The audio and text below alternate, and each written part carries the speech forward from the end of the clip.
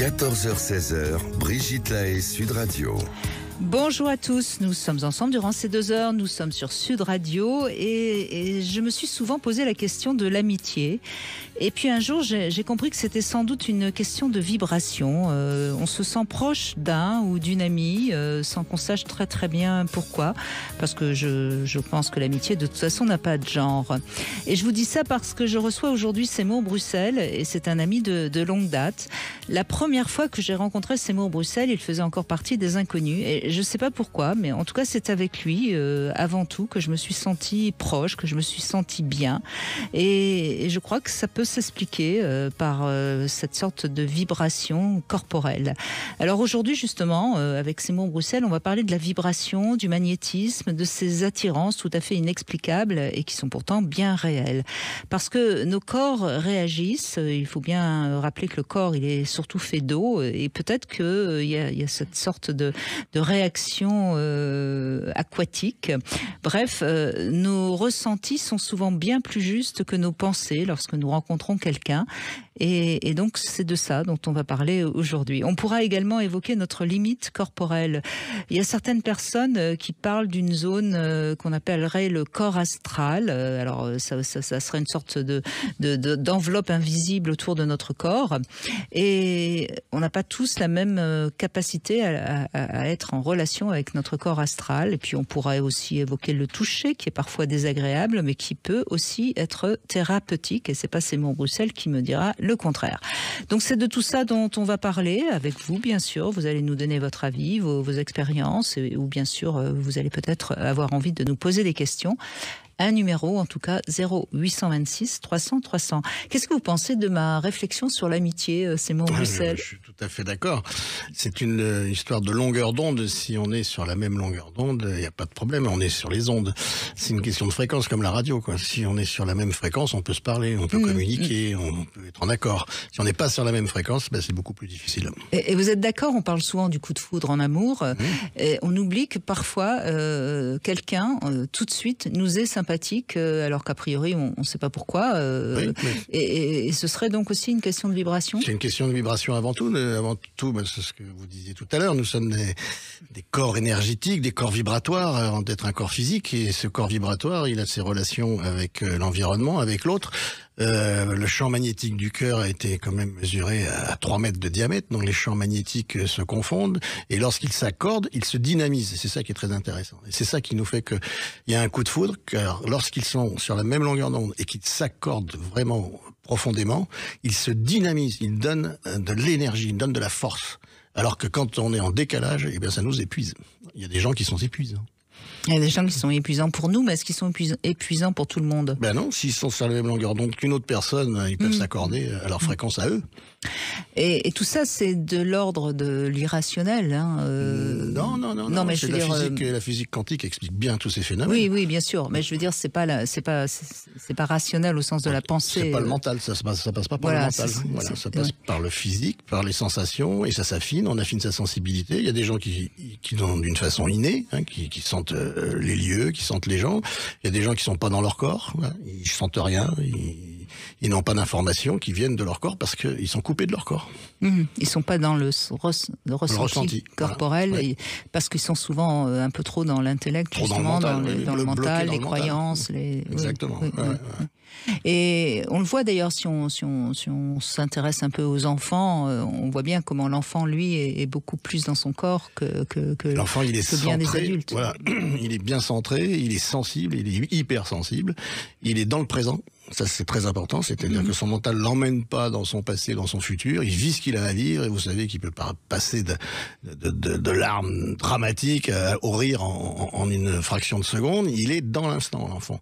Et il est dans la sensibilité, les enfants se trompent pas, vous savez, comme les animaux, quand ils ont de l'instinct, ils ont encore de la sensibilité, de l'intuition, ils vont pas vers n'importe qui. Donc s'ils ont un recul, c'est qu'il y a quelque chose, par rapport à une personne, par exemple.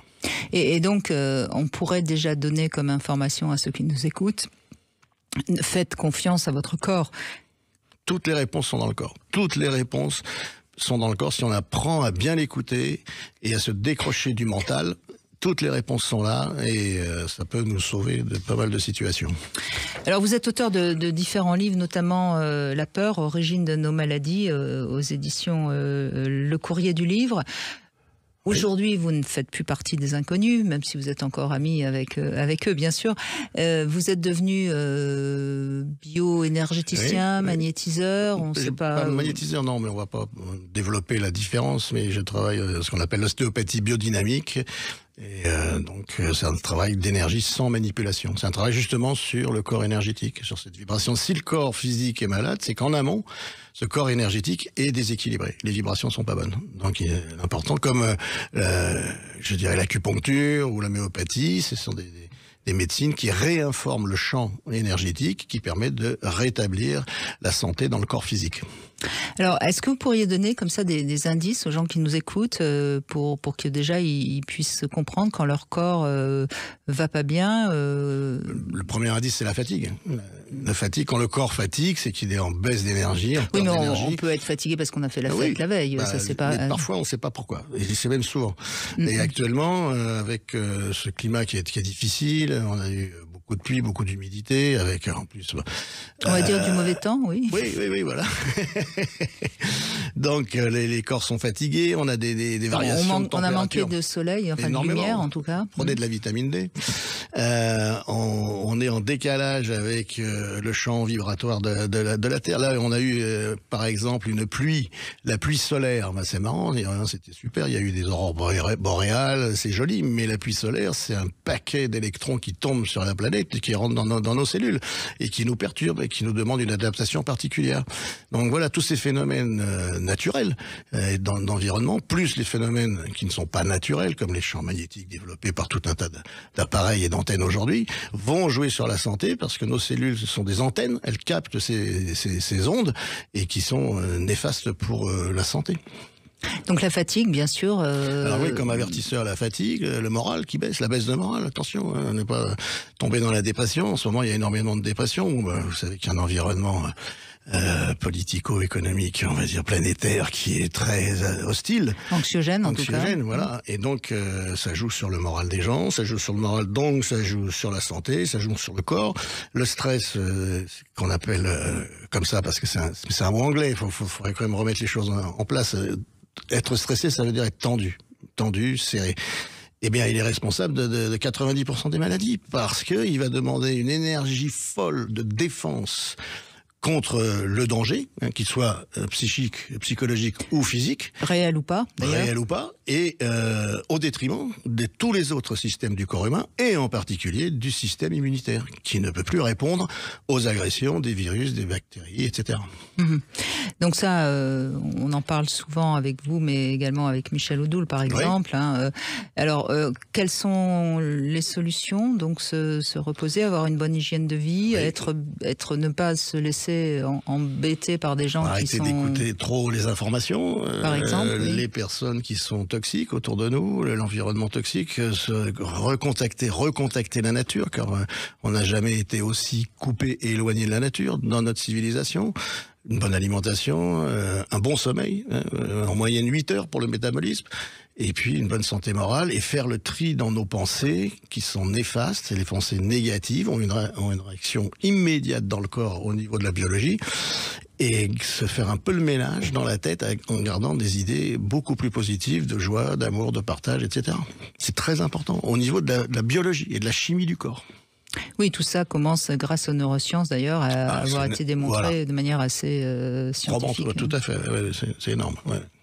Eh bien, on va parler de tout ça avec vous, bien sûr. Vous n'hésitez pas, si vous avez envie de poser des questions à Seymour Bruxelles, profitez-en. Vous nous appelez au 0826 300 300. On se retrouve dans un instant. Je crois que c'est Estelle qui va commencer. 14h-16h, Brigitte Lahaie, Sud Radio. Seymour Bruxelles est avec nous, bioénergéticien, et avec vous, on va aider ceux qui nous écoutent à être dans leur corps, n'est-ce pas Estelle? Bonjour. Oui, bonjour messieurs, dames. Bonjour. J'ai trouvé vraiment très enrichissant votre conversation et je rejoins tout à fait ce que vous dites. Du coup... Ça veut dire que vous avez remarqué que votre corps vous dit des choses, que c'est un très bon messager et vous l'écoutez? Ah non, mais là, complètement, hein. Je vous dis, je rejoins tout à fait ce que vous dites, hein, parce que si on sait l'écouter, il nous tire même la sonnette d'alarme, hein, parce que le mental, on emmagasine, et au bout d'un moment donné, ça fait comme une cocotte minute, hein. Donc, eh ben, on nous dit, dis-moi où tu as mal, je te dirai pourquoi, hein. Non, mais je rejoins complètement ce qu'a dit monsieur. D'ailleurs, je ne sais même pas ce que je pourrais rajouter, mais il est vrai que, oui, moi j'ai appris à m'écouter et puis aussi à vivre le moment présent et puis à chasser ce mental et ces idées négatives. C'est pas toujours évident, hein, bien sûr, mais il est vrai que c'est radical, hein. Quand il y a un trop plein, ben on a mal au dos, à la gorge, si on s'exprime pas. Enfin, tout a un lien de toute façon, je trouve, hein. Vous avez parlé de sonnette d'alarme. Alors il faut savoir Oui. que la douleur, n'est pas faite pour nous embêter, c'est justement une sonnette d'alarme. Et Oui. le problème, c'est que nous avons les moyens chimiques de débrancher la sonnette d'alarme. Et ça, c'est dangereux. Quand il y a une sonnette d'alarme, il faut écouter. Il y a le feu, mais si je débranche la sonnette d'alarme, il y a toujours le feu. Donc la douleur doit être considérée non pas comme un apport de souffrance qui nous empêche d'avancer, mais une sonnette d'alarme qui nous prévient qu'il y a un problème dans le corps. Exactement, je veux dire, faut prendre en considération, tout comme nos émotions, pas aller à l'encontre, parce que de toute façon, on est des êtres humains, donc je trouve tout à fait normal. Mais je me dis, il faut soigner en fait la cause, se dire des fois. Il faut analyser. L'émotion, c'est pareil, c'est une sorte de signal d'alarme. On n'est pas responsable de nos émotions. Après, on est responsable de ce qu'on en fait. Si on est en colère et qu'on tape sur la première personne qu'on rencontre, on est responsable. Mais quand on est en colère, on est en colère. Mais c'est un signal qui parle de nous et qui nous dit quelque chose sur. Alors souvent, on est en colère parce que on se sent injustement traité ou parce qu'on a été agressé et on a envie de se défendre. Enfin, et je prends le cas de la colère, mais je pourrais passer en revue toutes les émotions. Toutes les émotions. Il faut savoir que l'émotion précède la pensée. L'émotion va 1000 fois plus vite que la pensée. Et on ne la contrôle pas. L'émotion, elle fait partie du subconscient. C'est un programme que nous avons. Je prends toujours l'exemple de la peur des araignées. J'ai beau me dire qu'une araignée va pas me manger, va pas me faire mal, mais si j'ai le programme émotionnel peur des araignées, la seule vue de l'araignée va déclencher cette émotion et toutes les réactions chimiques de mon corps. Alors, la cause, alors le mental, il faut savoir que lui, il peut comprendre tout ça, mais il n'arrive pas à communiquer avec le subconscient, donc il a du mal à déprogrammer. Il peut pas déprogrammer. Aujourd'hui, on a la chance d'avoir des méthodes comme l'EFT, le MDR, l'hypnothérapie. Bruce Lipton nous a amené en France Psyche comme technique de déprogrammation émotionnelle qui ne passe pas par le mental, qui passe par le corps, car l'émotion, elle est dans le corps. L'émotion et le corps sont indissociables. C'est tout de suite, immédiatement une réaction du corps. Le corps émotionnel, c'est ça, c'est la somatisation, c'est le langage du corps, le corps est émotion, il est émotion. Mais c'est alors tout à fait, parce qu'en plus vous parlez d'araignée. Alors moi depuis petite, hein, mais là je veux dire j'ai pris sur moi. Alors après méthode EFT, j'avais déjà fait appel à cette méthode-là, mais les araignées, voilà, j'ai beau me dire. Oui, mais non, Estelle, c'est pas grave. On peut vivre avec la phobie des araignées. On croise pas des araignées tous les coins de rue. C'est supportable. À la campagne, il y a des araignées. Non, mais je suis d'accord. Moi aussi, j'habite dans une maison et il y a des araignées. J'ai la chance de pas avoir peur ni d'être phobique avec les araignées. Par contre, quand on a par exemple la phobie de l'avion et qu'on habite une île, il faut aller se faire traiter parce que sinon c'est pas possible. Vous voyez. Et par exemple, je pense aux gens qui ont la phobie de la foule. C'est pareil, c'est très très problématique. Et il y a des choses, mais c'est en effet pas en raisonnant qu'on va arriver à... Non, le mental ne peut pas communiquer avec le subconscient. C'est pas le même système d'apprentissage. Donc la déprogrammation, il faut chercher une autre technique pour l'enclencher. Oui, mais alors, effectivement, hein, parce que je lis beaucoup, je me documente, bref. Mais ça, j'aimerais y venir, voilà. Ouais. Parce que je me dis, il faut qu'il y ait une déprogrammation absolument, parce que même si du plus profond de nous-mêmes, on aimerait pouvoir faire quelque chose, vous voyez, je prends l'araignée, donc maintenant j'ai moins peur, mais en plus nos peurs, on les crée. Donc, je vais pas partir en courant. C'est plus cette phobie d'avant. Oui. Parce que voilà, je les regarde. D'ailleurs, je vais pas non plus les écraser parce que je me dis de quel droit elle a le droit de vivre. Elle m'a rien fait. Hein. Et je veux pas, je la laisse vivre. Oui. Avant ça, je pouvais pas du tout. Et puis, donc, il y a quand même une amélioration. Cependant, elle va pas être complète. Et Même alors, avec la meilleure volonté. Oui. Question, est-ce que c'est l'EFT qui a apporté cette amélioration? Alors moi, j'ai pas du tout traité la peur que j'ai des araignées. Ah bon. Alors, C'était tout à fait excusez-moi, autre je fais chose. une petite parenthèse, l'EFT, parce que tout le monde ne sait pas ce que c'est.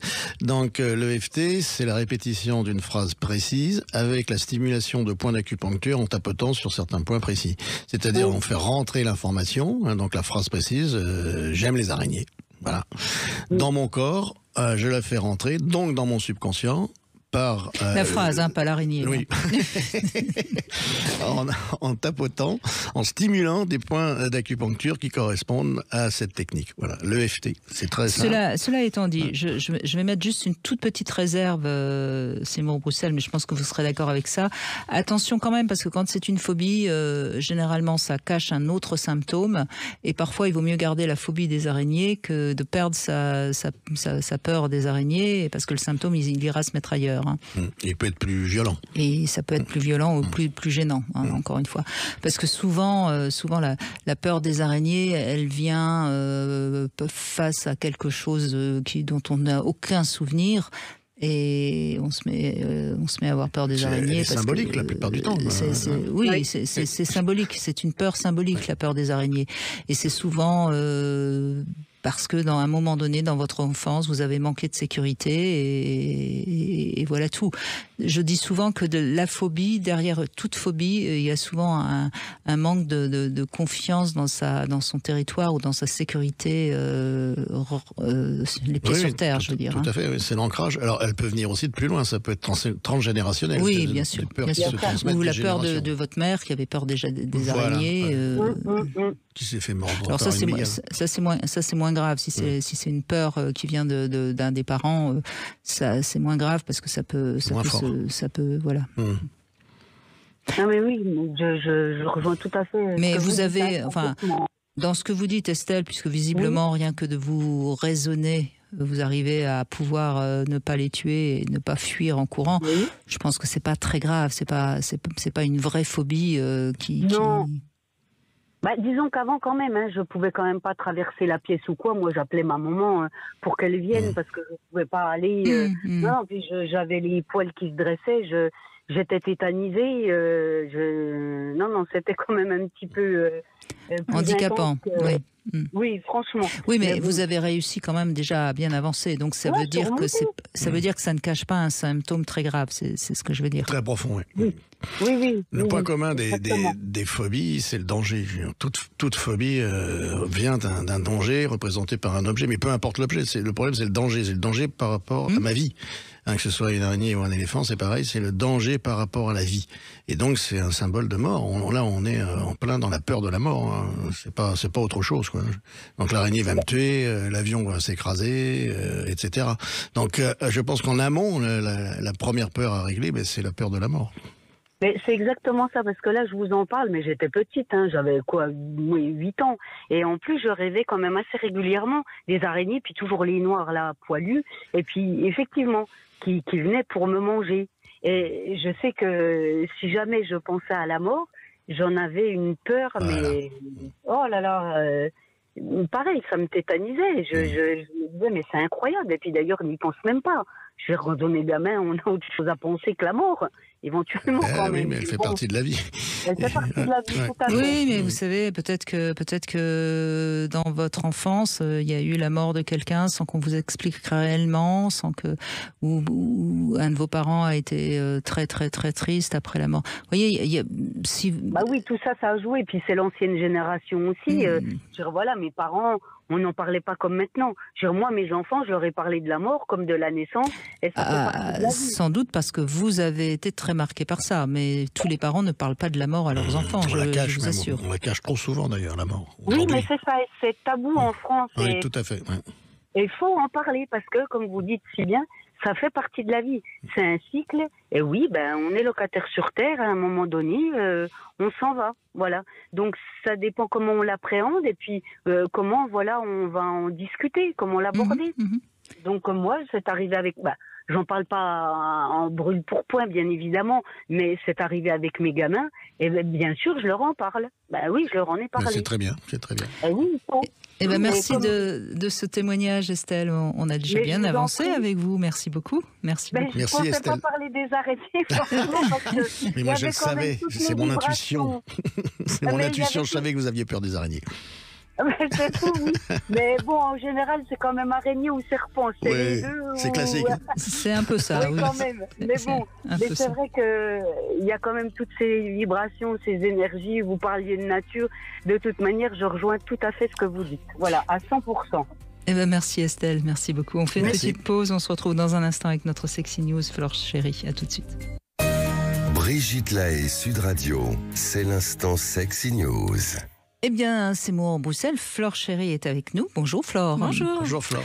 Et vous allez nous parler du retour des méthodes naturelles de contraception. C'est bien, ça va repeupler la France. Oui, si elles sont inefficaces, évidemment. Mais aujourd'hui, on parle de mieux être à l'écoute du potentiel de son corps et ça correspond aussi à une envie d'une partie des femmes françaises de renouer avec leur cycle menstruel et de bouder la pilule contraceptive, la méthode de contraception la plus utilisée en France depuis plus de 50 ans au profit des méthodes naturelles. Alors, la pilule, c'est bien sûr une grande avancée féministe qui date de 1967, année où la France autorise sa commercialisation et qui a entraîné une vraie révolution dans la santé sexuelle des femmes, qui a ouvert aussi la voie à la démocratisation de la sexualité récréative, promue également par la révolution sexuelle de mai 68.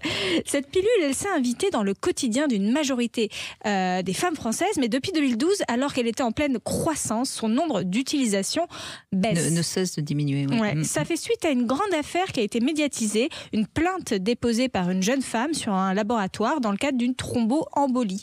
Ça a entraîné le retrait du marché des pilules de 3e et 4e génération et depuis, la méfiance rôde et le réflexe de la pilule n'est plus aussi léger qu'auparavant. Je vais vous donner un chiffre. En 2022, 44% des jeunes femmes de moins de 24 ans étaient sous pilule. Elles étaient 60% 6 ans auparavant. Donc en 6 ans, on est passé d'une majorité de jeunes femmes françaises sous pilule à une minorité de jeunes femmes françaises sous pilule. Ces jeunes femmes, elles se tournent alors vers des méthodes non hormonales, comme les méthodes naturelles, qui ont aussi bien évolué en 50 ans. Je vous entendais dire que, en effet, les méthodes naturelles, on pense souvent qu'elles sont inefficaces parce qu'on a la méthode Ogino en tête. C'est une méthode qui a presque un siècle et qui est une méthode calendaire, c'est-à-dire que l'on compte les jours du cycle. C'est une méthode qui n'est pas des plus efficaces. Vous avez raison, Brigitte, et on peut en parler. Tout comme le retrait et tout comme l'abstinence, qui sont souvent qu'on a souvent en tête quand on pense aux méthodes naturelles et qui ne sont pas très très efficaces. On considère que l'efficacité pratique de la méthode Ogino, elle oscille entre 77% et 88%, quand le préservatif et la pilule sont respectivement à 85% et 91%. Alors, le préservatif, oui, s'il est bien utilisé, ce qui n'est pas le cas malheureusement. Voilà, c'est pour ça. Donc là, je parle d'efficacité pratique. Les chiffres que je donne, ça s'appelle l'efficacité pratique et c'est les chiffres du gouvernement qui sont officiels et qui sont diffusés sur le site de la santé. Donc vous avez raison, en efficacité théorique, je crois qu'on est de l'ordre de 96%. En efficacité pratique, comme les gens craquent ou font ou le retirent trop tard, ou mal, etc. On reste sur une efficacité pratique 85%, ce qui est assez faible. La méthode qui connaît un vrai engouement ces dernières années, c'est la méthode symptothermique qui est reconnue par l'OMS et qui affiche, elle, une efficacité pratique de 98%. Donc on est au-dessus de la pilule et au-dessus du préservatif. Cette méthode, elle est donc naturelle et elle repose sur l'observation de 2 marqueurs, la glaire cervicale et la température corporelle. Elle nécessite une formation pour appliquer sereinement la méthode, mais en tout cas, elle affiche ce très bon score qu'on n'avait pas vu dans les méthodes de contraception depuis à peu près 20 ans. Il y a aussi une autre technique qui est en plein boom, j'en avais déjà parlé, la vasectomie chez les hommes, 99,8% d'efficacité pratique. Et ces 12 dernières années, 15 fois plus d'hommes français ont connu une vasectomie. Le chiffre a même dépassé le nombre de stérilisations féminines. Preuve d'un monde qui change sur les questions de contraception, que les hormones perdent perdent peu à peu le monopole qu'elles avaient gagné et que les hommes se sentent de plus en plus impliqués dans la contraception de couple. Oui, parce que pour la méthode symptothermique, il faut quand même le faire avec son partenaire en disant il y a des périodes qui sont des périodes d'ovulation, il va falloir changer la technique, mais quand on n'est pas en période d'ovulation, on peut tout à fait avoir une sexualité avec son partenaire classique, sans préservatif et sans retrait. Oui, je veux pas revenir sur ce que vous avez dit, mais contrairement à ce que vous dites, la méthode naturelle est pas aussi efficace que ça parce que c'est pas si évident que ça. Et puis ça demande à des personnes d'être quand même assez éloignées de la sexualité spontanée, si je puis dire. Quoi qu'on en dise, la pilule, c'est pour moi, enfin c'est un peu ce que j'ai toujours envie de dire. On prend la pilule, on n'a plus du tout de questions à se poser sur son désir. Quand on a envie, on y va. On n'est pas quelqu'un qui est capable de faire une méthode naturelle. C'est déjà quelqu'un qui est capable d'être un petit peu éloigné du côté, j'allais dire, totalement libre de la sexualité. Oui. Mais après, pourquoi pas, hein, en fait, l'alternative aussi. Chacun fait ce qu'il veut, et moi, j'ai pas. Je laisse à chaque femme de décider, mais je me méfie toujours de cette mode de dire c'est beaucoup mieux de faire comme ça, parce que ça peut... Et puis ce que je voudrais dire aussi, c'est qu'on sait aujourd'hui qu'il y a beaucoup de femmes malheureusement qui ont recours à l'IVG parce que justement elles ne prennent pas la pilule, et c'est pas anodin de pratiquer une IVG. Et le nombre d'IVG est en augmentation, et ça c'est quand même un petit peu embêtant, parce que c'est quand même quelque chose qui est, à mon avis, sur le plan psychique, pas anodin. Mais ça, sur le plan physique évident. aussi. Et sur le plan physique, certainement aussi. C'est évident. Il y a une autre technique. En fait, la pilule, si elle a une efficacité pratique de 91%, ce qui n'est pas super élevé, c'est que les femmes oublient de la prendre, la prennent mal. Enfin, on a toujours ces mêmes problématiques-là. Même si elles disent toujours que j'ai pas oublié. Oui, bon, voilà. Et donc, il y a aussi des IVG sous pilule qui se produisent. Donc, c'est pas forcément une des techniques à 100% efficaces. Par contre, celle qui marche bien, c'est le stérilet avec les hormones. Là, pour le coup, on a une efficacité pratique qui est à 98% aussi. Et de plus en plus, les femmes, en fait, arrêtent la pilule au profit aussi du stérilet. Les jeunes femmes ne veulent pas non plus de stérilet hormonal parce qu'elles sont contre les hormones aujourd'hui. Donc il y a une mode qui est contre les hormones, ça c'est vrai. C'est très compliqué. C'est vraiment une vraie question, et c'est une question d'autant plus, me semble-t-il, importante d'avoir de vrais débats avec des personnes qui sont aptes à dire les choses telles qu'elles sont, parce qu'aujourd'hui, on a des jeunes femmes qui veulent se faire ligaturer les trompes parce qu'elles considèrent qu'elles ne veulent pas d'enfants. Sauf que on peut à 25 ans désirer de ne pas avoir d'enfants et peut-être changer d'avis plus tard. Donc il faut faire attention à tous ces courants au nom d'une liberté absolue de dire peut-être parfois des choses. On sait très bien qu'à 25 ans, on peut ne pas avoir envie d'avoir d'enfants et puis changer d'avis. Enfin. Bien sûr. Mais ce qui est intéressant, c'est que vraiment sur les 20 dernières années, le paysage de la contraception, il est en pleine réorganisation. On questionne les hormones, et puis c'est vrai aussi qu'il y a une question de cycle hormonal, endocrinien qu'on retrouve quand on n'est plus sous pilule, qui est aussi intéressant. Est-ce que ça a un intérêt dans la vie des femmes de vivre avec ces fluctuations hormonales ou pas? Mais on oublie aussi tous les avantages collatéraux de la pilule, comme la suppression de l'acné, comme des règles moins douloureuses. L'endométriose est souvent réglée ou atténuée avec la pilule. Absolument. Et c'est ça que je trouve assez curieux. Surtout qu'il faut rappeler, moi ce qui me gêne aussi beaucoup dans les jeunes femmes, c'est qu'elles oublient l'histoire. Quand la pilule est arrivée, merci Pictus pour le citer, parce que c'est quand même un homme qui a sauvé beaucoup de femmes, eh bien l'IVG n'était pas autorisé. Il y avait des femmes qui mouraient tous les ans à cause d'une grossesse non désirée et d'une IVG malheureusement clandestine. Et la pilule a sauvé la vie de nombreuses femmes à une certaine époque, a libéré évidemment beaucoup de femmes.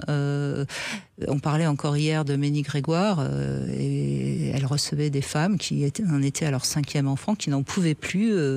Et la pilule, elle a quand même été, à mon avis, une des plus grandes choses qui a libéré les femmes. Donc peut-être qu'il faudrait un petit peu arrêter ce haro contre la pilule, parce que ça me paraît une sorte de contre-réaction. Vous voyez ce que je veux dire ? Oui, mais il y a quand même un perfectionnement des méthodes naturelles aujourd'hui qu'on ne voyait pas il y a un siècle. Hein. Ça, c'est vrai aussi. Non, mais ça, c'est très bien que les femmes aient pris leur corps en main, si voilà. je puis dire. Il y a une prise de pouvoir sur le corps des femmes. On parle d'autogynécologie, entre guillemets, c'est-à-dire de plus en plus, on va se regarder, on va regarder la glaire, on va regarder l'évolution de son cycle, on est beaucoup plus au fait comment ça se passe dans le corps humain. Et va de pair avec ça une meilleure connaissance, un suivi de cycle possible, et notamment des avancées sur les méthodes de contraception naturelle. La symptothermie, c'est très récent. Une méthode de double marqueur qui est assez récente. Que je trouve intéressante à étudier et à analyser. C'est évidemment, l'idée, c'est pas de dire l'hormone, il faut la bannir et elle peut avoir des avantages dans un certain cas, ça c'est une évidence. Maintenant, s'il y a une volonté de la part des jeunes femmes d'avoir des alternatives, il faut aussi se dire, tiens, est-ce qu'on peut accompagner sereinement et sans créer des IVG, ça vous avez évidemment raison, accompagner ces jeunes femmes dans les alternatives qu'elles souhaitent. Bien sûr, c'est une ouverture tout à fait intéressante. Merci. Je pense que derrière, il y a quand même la peur du cancer. Alors, il y a la peur du cancer parce qu'il y a une augmentation. Alors, c'est un peu compliqué. Il peut y avoir une augmentation du cancer du sein avec la prise de la pilule, mais il faut le faire plus de 30 ans. Ça, c'est faux. Alors, non, mais excusez-moi, j'ai eu ce débat justement il y a 2 jours avec Christian Jamin. Donc, sur le site de l'OMS, on dit que normalement oui, sauf si on arrête la pilule pendant un temps assez conséquent, finalement non. Et quand on la prend longtemps, peut y avoir une corrélation avec l'augmentation du cancer du sein, enfin, en tout cas selon l'OMS. Et par contre, ça réduit 2 autres types de cancers qui doivent être le cancer de l'utérus. Absolument. Et voilà, donc il y a une réduction des autres cancers. Donc Et sur le cancer du sein, c'est lié à le temps qu'on va prendre la pilule, je crois. C'est à vérifier. Mais bon, en tout cas, le débat reste ouvert. Oui, et ce qui est important, c'est qu'on puisse en débattre et qu'il n'y ait pas des personnes qui soient contre la pilule. La pollution des eaux aussi qui vient régulièrement sur le fait que les eaux sont polluées. Quand les femmes prennent la pilule et qu'elles font pipi, ça tue les poissons. Ah oui, c'est ça. Ça les rend stériles. Il faut pas oublier que les eaux, en tout cas en France, sont quand même refiltrées. Donc ça, c'est un argument qui n'est pas valable. Ou alors c'est parce qu'on fait pipi au bord de la piscine, au bord du fleuve. Non, je veux dire au bord du ruisseau, quoi. Enfin, c'est bon. Mais vous savez, c'est toujours pareil. Quand on a des croyances, c'est très difficile de pouvoir avoir des débats éclairés. Bien sûr. Donc, mais je pense que la première demande des femmes, c'est de se dire quel est l'intérêt de mon cycle et est-ce que j'ai envie de revenir à écouter ce cycle naturel et à vivre comme ça les vagues du cycle naturel. Je pense que là, il y a vraiment une tendance des jeunes femmes à vouloir être sur ce chemin-là. Est-ce qu'on peut les accompagner sereinement ? Ça, c'est la question. Ça, je trouve formidable que les femmes, aujourd'hui, prennent de plus en plus conscience de ce que c'est qu'un corps de femme, évidemment. Alors là, on est complètement d'accord. C'est vrai qu'un corps de femme, c'est pas un corps d'homme. Vous n'avez pas tous ces soucis, vous, hein. Merci Flore Chéri. Je rappelle que on peut également aller voir votre podcast Fantasmes, où vous explorez les fantasmes de vos interlocuteurs, disponibles sur Spotify, bien sûr, Deezer, etc. Merci. Merci beaucoup. Estelle est avec nous. Vous allez répondre à 3 questions intimes. Vous pourrez en poser une après à Seymour Bruxelles, Estelle. Et c'est une autre Estelle que nous avons en ligne. Bonjour. Bonjour Brigitte, bonjour Seymour. Bonjour. Alors, première question, est-ce que, justement, quelle méthode de contraception avez-vous utilisée ou utilisez-vous ? Alors moi, je suis maintenant ménopausée, donc j'ai plus de moyens de non, voilà, donc c'est la grande liberté. Je peux, voilà, c'est vraiment une liberté. Et en fait, j'ai pris la pilule dès l'âge de mes 18 ans et ça m'a réglé, comme vous disiez, mes problèmes d'acné, mes problèmes de cycle irrégulier. Et puis quand j'ai décidé d'avoir des enfants, j'ai tout arrêté et j'ai eu mes 3 enfants complètement naturellement, sans grande difficulté. Et pour moi, la pilule a révolutionné ma sexualité, m'a rendue libre d'aller à la piscine, de porter ce que je pouvais voir. Oui, parce que l'avantage aussi de la pilule, c'est qu'on sait quand les règles vont arriver. Exactement, alors que c'était pas le cas. Non, vraiment, gloire à la pilule. Et vraiment. Ben merci d'avoir réagi justement, Estelle. Deuxième question, est-ce que vous avez déjà été attirée par une femme? Oui. Voilà. Et ça, vous avez conclu ou pas? Oui. Ah bah, très Voilà, bien. la première fois que je suis allée dans un club échangiste, voilà, j'ai fait la rencontre d'une femme. Je la trouvais très belle. Elle était très maquillée. Elle avait un petit côté dark. Voilà, je suis restée à la regarder. Elle est restée à me regarder. On s'est jamais parlé. Mais on s'est embrassés, on s'est caressés. Voilà, ça a été un moment que je pense je n'oublierai jamais. Parce que c'était vraiment une découverte d'une partie de moi. Et alors, dernière question, puisque vous êtes libertine, vous préférez les petits ou les gros zizi? Ah, je les aime tous. Eh bien, écoutez, vous avez... Bravo. En fait, pour justement avoir quelques complices, un peu d'expérience là-dessus, j'ai remarqué que les garçons qui étaient un peu moins membrés que d'autres développaient une imagination avec leur langue, leurs mains, tout à fait délicieuse par rapport à ceux qui ne se concentraient que sur la taille de leur sexe. C'est une réflexion tout à fait juste. Je suis bien d'accord avec vous, Estelle. Allez, une petite question pour Seymour Brossel. Allez-y, il vous écoute. Merci. Alors, Seymour, voilà, c'était concernant le magnétisme. Je trouve que parfois, quand on ressent des gens un peu malveillants, un peu nocifs, moi, dans mon corps, je le ressens immédiatement. J'ai quelque chose en moi qui frissonne, qui me donne chaud-froid. Enfin, j'ai une réaction. Et je voulais savoir, quand ça vous arrivait, vous aussi, de le ressentir, comment vous faisiez pour tout de suite vous préserver de ce petit élan à l'intérieur de vous qui fait un peu mal. Alors, on va faire une petite pause. Il va vous répondre tout de suite, Estelle. 14h-16h, Brigitte Lahaie, Sud Radio. Estelle est avec nous. Seymour Brossel, elle vous a posé une question. Comment vous faites quand vous avez des mauvaises vibrations qui vous arrivent d'une autre personne? Que ce soit d'une autre personne ou d'un autre objet, c'est toujours la même chose, c'est-à-dire de rester centré. Qu'est-ce que ça veut dire rester centré? C'est-à-dire habiter son centre. Le centre énergétique de l'homme, il se situe dans son bassin, sous le nombril, que les Japonais appellent Hara, les Chinois le Tantiem, la Kundalini du yoga, l'assiette du cavalier. Brigitte, être dans son assiette. Je suis pas dans mon assiette, ça veut dire quoi? Je suis pas dans mon centre. Et d'ailleurs, si on n'est pas dans son assiette, on prend une gamelle. Oui, en plus, à l'arrivée. Donc, ça veut dire que si je ne suis pas dans mon assiette, je ne suis pas dans mon centre, je suis déséquilibré. La meilleure image, je trouve la meilleure image sur cet équilibre, c'est les sumo. Quand ils combattent, alors que ce sont des hommes qui pèsent 150 kilos, on voit bien, ils sont accroupis avec vraiment la position du bassin entre les deux jambes dans le bassin. Pour vraiment être au concentré. sol. Et pas tomber au moindre... c'est ça. Donc pas tomber donc physiquement et énergétiquement aussi. Donc face à une personne nocive, toxique, qui développe des mauvaises ondes, la première chose, je dirais, c'est de s'en aller, c'est de fuir, d'éviter le danger. Et puis la deuxième, si on n'a pas le choix, c'est de se concentrer sur son centre et de ne pas le quitter. C'est-à-dire revenir avec soi, en fait, Estelle. C'est-à-dire au lieu de sentir qu'on est envahi par les mauvaises ondes de la personne qu'on a en face de soi, c'est se mettre, par exemple, à respirer un petit peu avec soi et puis de... La réaction de tous les tissus du corps face à un danger, c'est toujours la même. Un danger physique ou psychique, le corps, il se tend, il se ferme. C'est une réaction primitive du cerveau primitif, c'est une réaction de défense. Même la cellule, elle se ferme quand elle est agressé, l'organe, le corps, le muscle, l'os.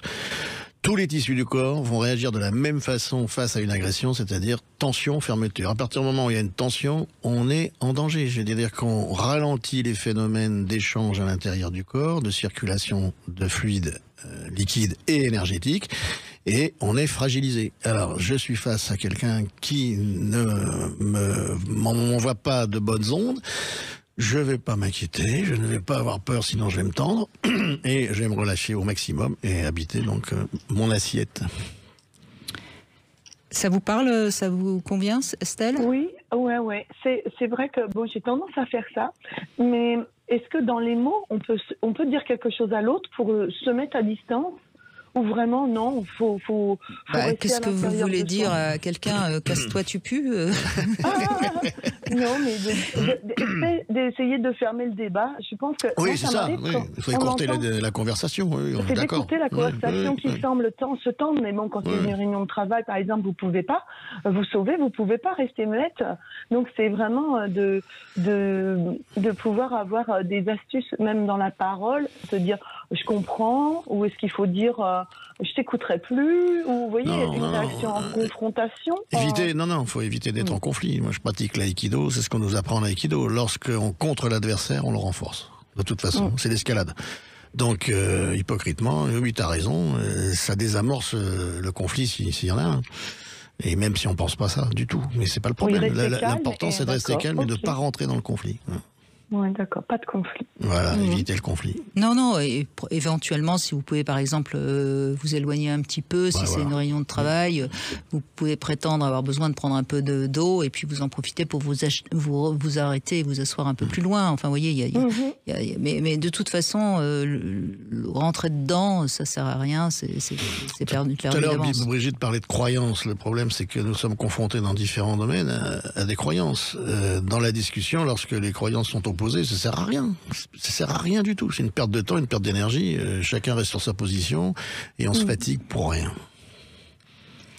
Soit on est capable, en effet, de discuter, et à ce moment-là, on peut négocier. Alors, ça peut être intéressant de parler à quelqu'un qui n'est pas d'accord avec nous, mais si on est dans sa croyance et qu'on est arc-bouté sur sa croyance, ça ne sert à rien. Oui, c'est la violence des mots parfois, ou la violence de ce qui est lancé. C'est pas forcément sur une opinion, je dirais. Alors, c'est plutôt sur une manière d'être. Ce que je vous conseille, Estelle, quand vous êtes face à quelqu'un qui est assez violent et qui est persuadé qu'il a raison, etc., dites-vous bien toujours qu'il parle de lui et ça cache une souffrance. Et ça va, vous allez voir, ça va glisser. Vous allez le laisser dans sa souffrance et vous allez presque avoir pitié de lui. Ah, ça me plaît bien, ouais. Et ben voilà. Voilà une bonne Merci réponse. Estelle, merci beaucoup. Merci beaucoup, Simon, merci beaucoup, Brigitte. Merci. Charles est avec nous. Bonjour Charles.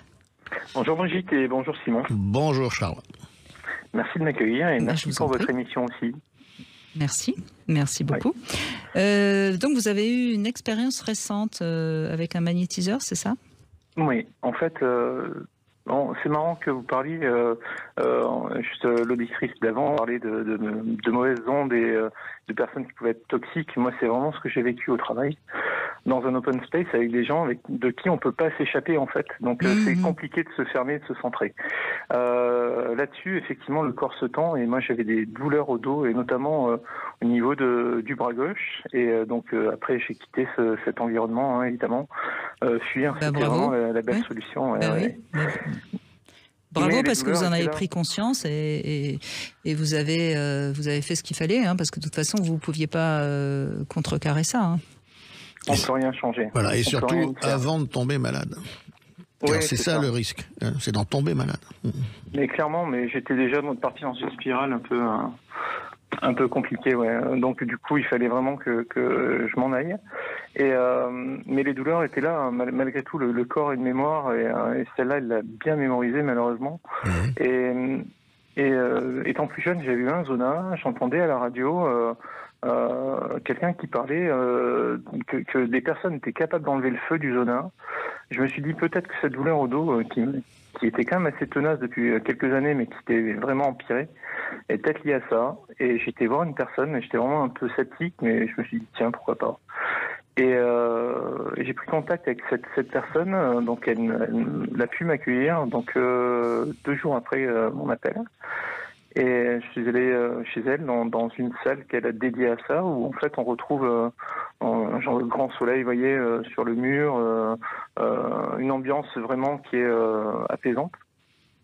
Et elle avait une table, et en fait elle me dit laissez-vous aller, fermez les yeux, vous allez voir, je vais laissez-vous aller, je vais passer autour de vous sans vous toucher, et vous risquez d'avoir peut-être les extrémités ou les mains ou les pieds qui vont chauffer. Et effectivement j'ai ressenti cette chaleur.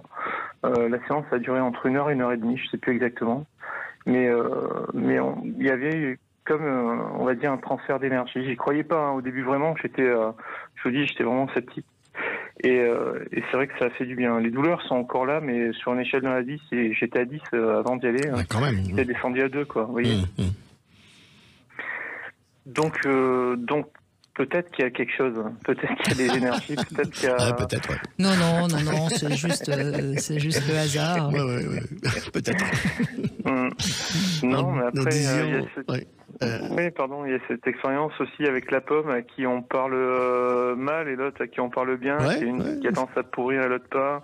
Donc il y a des choses avec ça, avec les mots, les personnes. Il y a des personnes, aujourd'hui j'arrive à sentir qu'il y aura du conflit et j'y vais même pas en fait. Il y a des gens par contre qui ont cette capacité de nous emmener avec eux, de par leur voix, ils nous hypnotisent un peu, on a l'impression, et puis ils nous emmènent dans leur univers. Et on y va, quoi. C'est incroyable. Donc, mais vous savez, Charles, excusez-moi, c'est bon, je vous coupe, mais je vous redonne la parole. Vous savez, Charles, on a toujours peur de ce qu'on ne connaît pas, de ce qu'on ne maîtrise pas. Donc, j'entends la peur peut-être de ces trucs-là qui peut-être existent, mais qu'on ne sait pas trop pourquoi ça existe. Mais c'est normal d'avoir un peu peur. Ben, toujours de ce qu'on ne connaît pas, on est réticent et on a mémorisé des choses qui étaient peut-être qu'on a pensé comme acquises et comme vraies, notamment la médecine en l'occurrence, ceux qui ne pensent qu'à prendre des médicaments et qui ne voient que par ça par exemple. Mais moi je reste persuadé aujourd'hui qu'il y a autre chose quand même. Mais le problème avec les ondes, c'est qu'on ne les voit pas avec l'œil, d'accord ? Mais on peut les sentir. Il faut savoir que 80% des informations passent par l'œil. Nous sommes dans une société où tout passe par l'œil. On a perdu le sens du toucher, on a perdu la sensibilité du corps, on en parlait tout à l'heure. Et il faut retrouver justement ces informations qui passent par le corps. Et nous baignons dans une mer d'ondes, c'est-à-dire que nous sommes entourés en permanence de vibrations. Tout est vibration dans l'univers. Et ces vibrations, pour certaines personnes, elles peuvent être utilisées. C'est-à-dire que des personnes qui ont pris conscience que tout ça existait vont aider les autres patients, enfin personne, j'appelle ça patient parce que vous étiez un patient, vous étiez malade, à se libérer d'une mauvaise vibration. Et on disait aussi en préambule qu'avant d'être un corps physique, nous sommes un corps énergétique. Alors on va revenir avec vous, Charles, mais il est temps là de laisser la place aux infos. Restez en ligne, on vous retrouve dans un instant. Une petite devinette, pourquoi c'est la poule qui est l'animal qui ressemble le plus à une femme C'est moi en Bruxelles, la réponse après les infos. J'ai cherché. 14h-16h, Brigitte Lahaie, Sud Radio. Nous sommes aujourd'hui avec Seymour Bruxelles, bioénergéticien. On évoque notamment le magnétisme, les vibrations qui passent d'un corps à l'autre. C'est peut-être un sujet qui vous intéresse pas du tout et auquel vous ne croyez pas. Et vous avez le droit aussi de donner votre avis parce qu'on sur Sud Radio, on est ouvert à la contradiction et c'est peut-être aussi ce qui fait notre force dans cette radio. Seymour Bruxelles, avant de redonner la parole à Charles, vous allez me répondre pourquoi la poule est l'animal qui ressemble le plus à une femme. Alors ça, il n'y a qu'une femme qui peut donner cette devinette. Bon, je ne vais pas y arriver. En fait, la poule et la femme se ressemblent parce qu'elles ont toutes les deux une petite tête, un gros cul et elles bouffent plein de blé. Elle est horrible. Hein. Non, je trouve ça juste. Vous avez envie d'avoir des ennuis, vous, c'est mon j'en ai déjà. Charles, vous êtes toujours avec nous, je vous en prie, allez-y, réagissez. Pas sur la poule, hein, bien sûr. Oui, Charles, vous êtes toujours là ? Charles, êtes-vous là ? Non, nous avons peut-être perdu. Il est... Dans le monde des ondes, des fois, ça disparaît. Charles, êtes-vous toujours là ? Est-ce que... Esprit, Charles. Non. Esprit. Bon, eh ben c'est pas grave. Désolé, Charles. On retrouve maintenant Sébastien. Bonjour, Sébastien. Non, c'est Charles. Finalement, c'est Charles. L'esprit de Charles est revenu dans le studio. Rebonjour, Charles. Charles, donc j'étais en train d'expliquer. Je vais vous donner un exemple de ce qui s'est passé dans cette séance. Donc, si vous considérez qu'avant d'être un corps physique, vous êtes un corps vibratoire, cette femme a transformé votre champ vibratoire par son magnétisme. Et notre corps physique en a bénéficié. Car, je disais, avant d'être que le corps soit malade, c'est le corps énergétique qui est déséquilibré. Et c'est le travail de toute la médecine vibratoire, dont l'acupuncture, l'homéopathie et la bioénergie. Et le shiatsu. Et le shiatsu. Et donc, et puis d'autres encore, mais bon, on va pas tout énumérer. Moi, l'exemple que je voudrais vous donner. J'ai travaillé pendant plusieurs années avec des personnes amputées. Il manque un membre, on va parler d'un bras par exemple, et la personne souffre de son bras qui n'existe plus en tant que matière. 80% des amputés ont ce qu'on appelle des douleurs fantômes. Donc la matière n'existe plus, le bras a disparu, mais le champ dont je parlais, il est toujours là. Et il est perturbé par l'absence de matière, l'absence du corps physique. Et il envoie au cerveau des signaux qui sont traduits comme de la douleur, qui sont de la douleur, parce qu'il y a un déséquilibre dans cette zone. Alors le travail, on va pas lui remettre un bras, c'est pas possible. Mais par contre, on peut faire un travail énergétique sur le champ vibratoire de ce bras, rééquilibrer ce champ dans le champ global du corps dans son entier, dans son entièreté, et améliorer donc les signaux qui vont s'amenuiser et disparaître pour faire disparaître la douleur qui est une traduction du cerveau. Et je le disais tout à l'heure, la douleur, c'est un signal d'alarme. Voilà. Donc, on arrive à débrancher le signal d'alarme parce qu'on rétablit le champ vibratoire. Est-ce que j'ai été clair? Ah, mais très très clair. Moi, je reste persuadé que le champ, ce conduit, on le voit de toute façon, les terminaisons nerveuses sont des signaux électriques, ni plus ni moins. Oui. Donc, si on part du principe que si on fait l'analogie avec l'électricité, oui, il y a bien quelque chose qui les conduit. Et si évidemment on a coupé un endroit, le champ magnétique qui entoure en fait le fil électrique n'est plus là. Donc, si on considère le bras comme un fil, si je peux dire, oui, ça doit être la même chose. Et le cerveau comprend pas, quoi. Voilà, exactement. Donc, et alors, lorsqu'on parle de mémoire, hein, vous parliez de la mémoire du corps tout à l'heure. Alors, effectivement, ce bras qui manque, il est en mémoire, il a eu une existence. Alors, je prends là un autre exemple, c'est l'enfant qui naît sans bras. Donc, il n'y a pas la matière n'a pas été conçue. Le champ, il était là. Mais il n'a pas fait son travail. Hein. La matière, c'est un condensé d'énergie. Il n'a pas condensé assez d'énergie pour que le bras soit fabriqué, entre guillemets, chez le fœtus. Mais ce qui se passe aussi, c'est que l'enfant a aussi ces sensations. Il y a des enfants qui naissent avec la sensation de ce bras, alors lui qui n'a jamais existé. Ce qui prouve bien que ce champ, il était là, mais il a été perturbé, il n'est pas allé jusqu'au bout. C'est photographié, l'effet Kirlian est aujourd'hui... le professeur Korotkov, un russe, qui travaille sur l'effet Kirlian, c'est de la photographie. On photographie et on peut montrer par l'image qu'un champ est un champ équilibré pour une personne en bonne santé et un champ déséquilibré avec ce qu'on appelle des fuites énergétiques. Tout ça, c'est prouvé scientifiquement. C'est ce qu'on appelle souvent le corps astral, c'est mon Bruxelles. Et on sait très bien, quand on est très à l'écoute de son corps, Charles, on sait très bien que quand quelqu'un s'approche un peu trop de nous, il rentre dans notre champ énergétique et ça nous dérange. Et ça peut le perturber, bien sûr. Mais si c'est notre amoureux... ça peut le dynamiser. Ça dynamise, voilà. Vous voyez. Je vous ai parlé tout à l'heure du champ magnétique du cœur. Toute particule en mouvement dans l'univers développe un champ magnétique et de la chaleur. Alors la grosse particule qu'on a au centre derrière notre sternum, c'est le cœur, ce gros muscle qui bouge en permanence. Heureusement, jusqu'à la fin de nos jours. Et il développe un champ permanent qui a été mesuré avec des appareils scientifiques à 3 mètres de diamètre. Donc 3 mètres de diamètre, c'est quand même... Et alors, les personnes qui rentrent dans votre champ avec leur propre champ, si on est en accord justement vibratoire, ça se passe bien. Si c'est l'amoureux, ça se passe très bien, c'est dynamisé, mais ça peut aussi être très négatif si les champs sont en contradiction, voire en conflit. Ah, mais ça explique pourquoi des fois on dit lui je le sens pas, quoi. Absolument. Je le sens pas. Ouais. Et ce qui est important à dire, vous l'avez dit tout à l'heure, c'est mon Bruxelles, mais je crois qu'il faudra le répéter peut-être encore dans cette deuxième heure, puisque tout le monde n'écoute pas religieusement mon émission de 14h à 16h. Et je le comprends tout à fait. Dans la nature, notre corps, à la fois peut décharger les toxiques, ou en tout cas les choses négatives, et peut se ressourcer parce que la nature est un champ vibratoire extraordinaire. Équilibrer l'histoire de l'arbre à prendre dans ses bras, enlacer un arbre, c'est un arbre puissant avec une bonne énergie verticale, c'est une antenne qui monte vers le cosmos. Avec des racines profondes. Et des racines aussi profondes que sa couronne. Eh bien, c'est une antenne qui nous recharge. en énergie.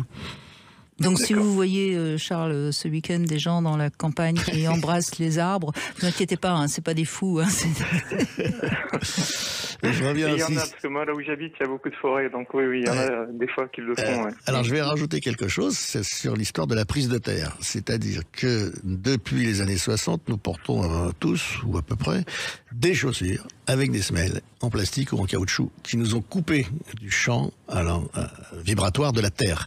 Se mettre pieds nus sur la terre ou dans l'herbe, etc., c'est aussi une façon de se recharger pour se remettre à la prise de terre, c'est-à-dire bénéficier de la puissance de l'énergie tellurique.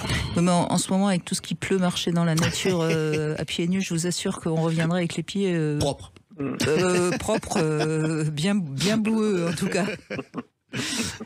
Bien boueux. Mais c'est presque inquiétant ce que vous dites, parce qu'en fait, ça me fait penser qu'il y a peut-être des zones, du coup, qui ont des mauvaises énergies. Ah, bien sûr, oui, tout à fait. Du coup, bon, je pense au manoir hanté, enfin, entre guillemets, mais ça fait un peu penser à ça aussi. Il y a des endroits où on n'est pas fait pour y vivre non plus. Alors. Non, faut pas rester là. Un exemple tout simple, c'est le granit en Bretagne. C'est pas méchant pour les Bretons, mais ce sont des terres de granit qui sont chargées en radioactivité. Donc, on n'est pas fait pour vivre dans un champ puissant de radioactivité. Et il y a des gens qui ne peuvent pas vivre en Bretagne, qui ne peuvent pas dormir, voilà. Il faut être adapté à ça, sinon, voilà. C'est un exemple, hein, il n'y a pas que ça. Mais de la puissance de l'environnement vibratoire d'un lieu. Le radon, je crois que c'est le cas. Oui, c'est ça. Et c'est comme porter certaines pierres. Il faut faire attention. Il ne faut pas mettre n'importe quelle pierre sur soi. Ah oui. Enfin, ça soigne. Il y a des pierres qui soignent, il y a des pierres qui déchargent. Et qui nous conviennent, d'autres qui ne nous conviennent pas. Enfin, il y a beaucoup de choses à dire. Après, il ne faut pas que ça devienne non plus une sorte de mysticisme ridicule, parce que c'est toujours pareil. Il faut avoir peut-être un peu la tête dans les étoiles, mais garder les pieds sur terre, quoi, en quelque sorte. Et moi, je crois surtout qu'il ne faut pas croire qu'on peut tout guérir par le magnétisme. Les médicaments ont sauvé bien des vies et continuent à sauver bien des vies. Donc, merci les antibiotiques, il ne faut pas cracher. Par exemple, voilà. Donc c'est pour ça que c'est toujours important de dire les choses avec un peu d'intelligence et pas d'être dans des croyances. Voilà. Mais merci de votre témoignage. C'est du vécu. Hein. Vous avez été, puisque vous étiez en plus a priori un peu sceptique. Plutôt oui. Et là maintenant, un peu rassuré? Plus rassuré, je vais refaire une deuxième séance du coup, et puis j'espère que ça va vraiment pouvoir guérir tous ces maux, quoi. On vous le souhaite. Mais il faut y croire. Et puis encore une fois, Charles, ça va dépendre aussi de votre manière à savoir évacuer la souffrance que ça vous a provoqué sur le plan psychique, parce qu'il y a la douleur et puis il y a la souffrance. La douleur, c'est quelque chose que le corps, le signal que le corps transmet. La souffrance, c'est ce que psychiquement on a ressenti sur le plan émotionnel. Et c'est deux choses qui sont à la fois très liées et qui en même temps sont à réguler et à régler toutes les deux. Je ne sais pas si je suis assez claire. Oui, il faudra faire le distinguo entre les deux. Oui, parce que peut-être que cette autorité cet autoritarisme qui vous a été jusqu'à vous faire mal au dos parle aussi de votre difficulté avec l'autorité ou de choses qui ont été difficiles pour vous dans votre enfance. Enfin, vous voyez. Et si vous arrivez à vous libérer de ça aussi, vous allez forcément avoir moins mal au dos aussi. Mais c'est sûr que les mots de l'enfance sont là aussi. Hein. Certains, moi j'avais un père très autoritaire. Hein. Voilà. Donc ça y joue. Donc ça vous parle. Et puis voilà, oui. Ça réveille aussi une douleur psychique. Tout à fait. Tout est en mémoire. Voilà. Bon. Merci Charles. Merci beaucoup. À vous. Merci beaucoup. Merci Charles. Une petite pause et c'est Sébastien qui sera avec nous dans un instant. 14h-16h, Brigitte Lahaie, Sud Radio. Toujours en compagnie de Sémon Bruciel. Bruciel, c'est joli ça. Bruciel, c'est le ciel, oui. Ça me plaît. Bruxelles, bioénergéticien et auteur de nombreux livres, notamment le corps auto-guérisseur que vous aviez écrit avec le docteur Rodolphe Meyer qui travaille aussi sur les énergies du corps. Sébastien, je vous laisse converser avec Sémon Bruciel. Bonjour Sébastien. Bonjour Brigitte, bonjour Sémour. Bonjour.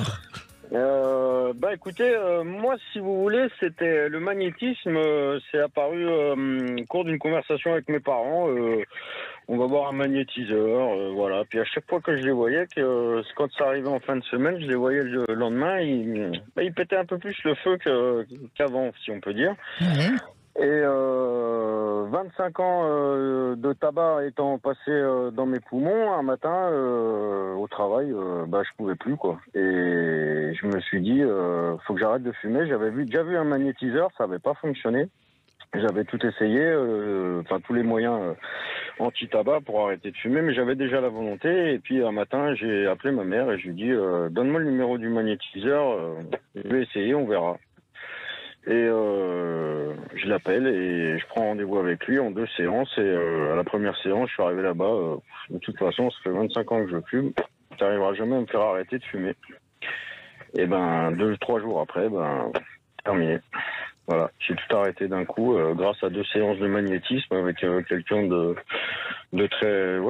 très puissant et de très, je sais pas, c'est une sensation vraiment. Et qu'est-ce qu'il a fait, comment il a agi discuter concrètement avec lui, allongez-vous, discuter avec lui longuement, qu'est-ce qui vous amène là, comment vous faites, enfin discuter de beaucoup de choses. Et puis allongez-vous sur la table et une conversation, si j'ose dire, de découverte entre lui et moi. Qu'est-ce que vous faites? On a discuté longuement, tout en le voyant agir sans aucune question de ma part, s'ils ont aucune réticence, si j'ose dire. J'étais allongé sur la table, mais si on peut dire serein et confiant.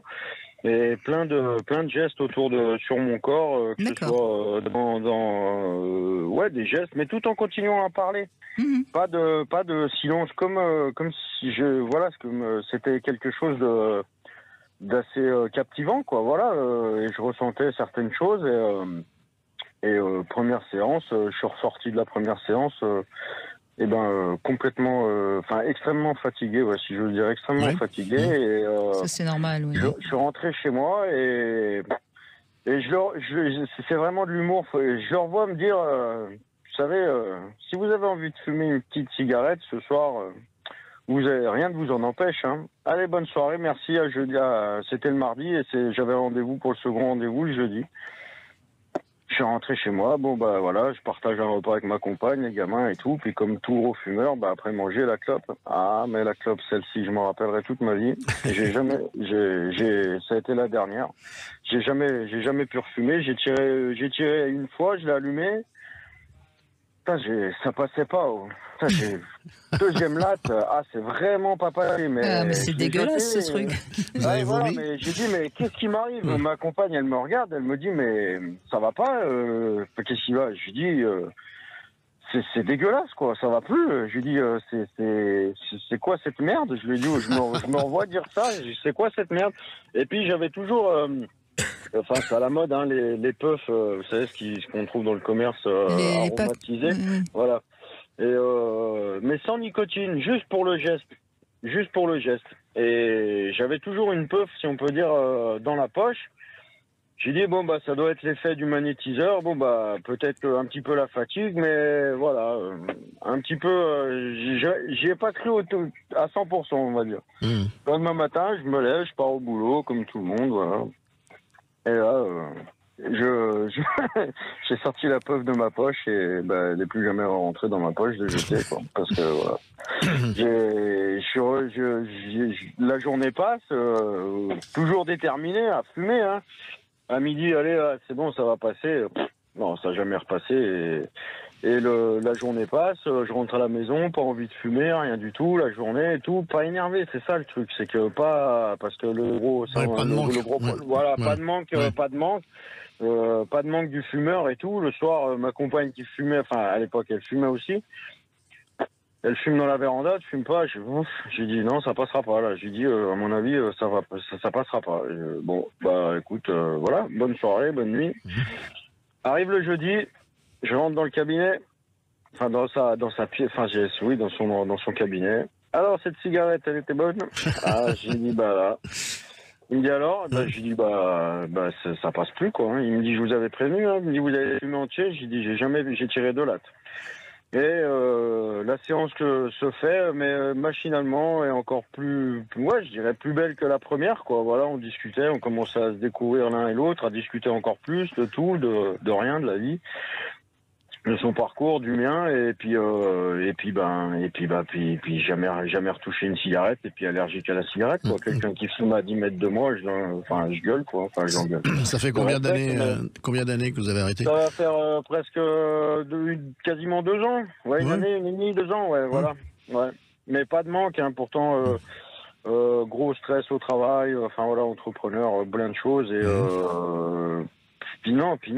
puis plus, je sais pas, plus l'envie. J'étais au bureau de tabac, elle me dit, je vous vois plus. J'ai dit, j'ai arrêté de fumer. Une perte sèche. J'ai dit, voilà, j'ai arrêté de fumer, j'y vais plus, je viens acheter des livres, peut-être. Alors, c'est mon Bruxelles, quand on entend le témoignage de Sébastien, j'imagine qu'il y a des auditeurs qui ont envie de comprendre. Qu'est-ce qui s'est passé? Comment vous expliquez ça? C'est encore une histoire d'information. Il a réussi, le thérapeute a réussi à passer l'information à son subconscient. Et comme je le disais tout à l'heure, le subconscient et le corps, c'est indissociable.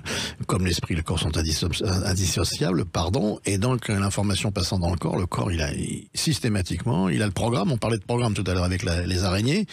Il a intégré le programme tabac mauvais, tabac à rejeter, et son corps, il réagit immédiatement à l'action du tabac.